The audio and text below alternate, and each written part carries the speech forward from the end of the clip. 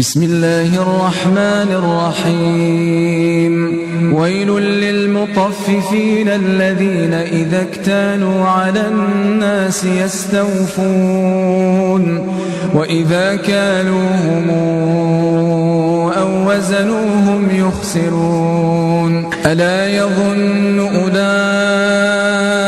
أنهم مبعوثون ليوم عظيم يوم يقوم الناس لرب العالمين كلا إن كتاب الفجار لفي سجين وما أدراك ما سجين كتاب مرقوم ويل يومئذ للمكذبين الذين يكذبون بيوم الدين وما يكذب به إلا كل معتد أثيم إذا تتلى عليه آياتنا قال أساطير الأولين كلا بران على قلوبهم ما كانوا يكسبون كلا إنهم عن ربهم يومئذ لمحجوبون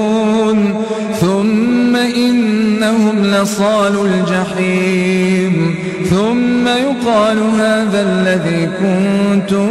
به تكذبون كلا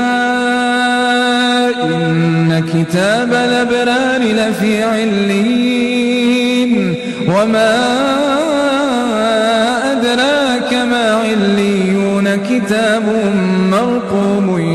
يشهده المقربون إن الأبرار لفي نعيم على الأرائك ينظرون تعرف في وجوههم نضرة النعيم يسقون من رحيق مختوم ختامه مسك وفي ذلك فليتنافس المتنافسون ومزاجه من تسنيم عينا يشرب بها المقربون إن الذين أجرموا كانوا من الذين آمنوا يضحكون وإذا مروا بهم يتغامزون وإذا انقلبوا إلى